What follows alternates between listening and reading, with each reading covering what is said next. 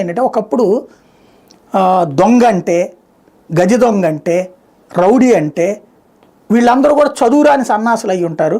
అదేదో మన పాత సినిమాలో చూపెట్టినట్టు ఇక్కడ ఒక పుట్టుమచ్చో లేకపోతే ఘాటు లేకపోతే దాని మీద ఏంటిది పులిపిరికాయో లేకపోతే కనుక ఆ గళ్ళ చొక్క లుంగి ఓ రౌడీ స్పేస్ అంటే ముద్ర ఉండేది ఆ రోజున.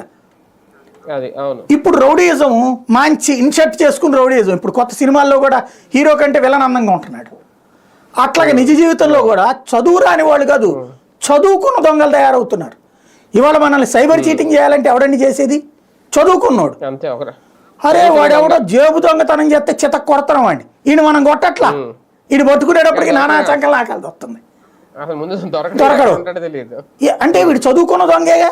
ఇది చదువుకున్న మూర్ఖులు వీళ్ళు.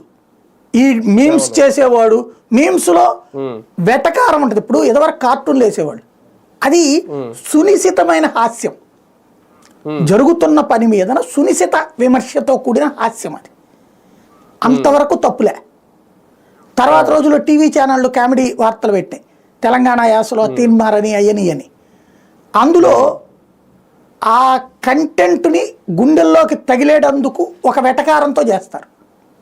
ఇంతవరకు కూడా తప్పలేదు. కానీ ఇప్పుడు జరుగుతున్నది అది కాదు.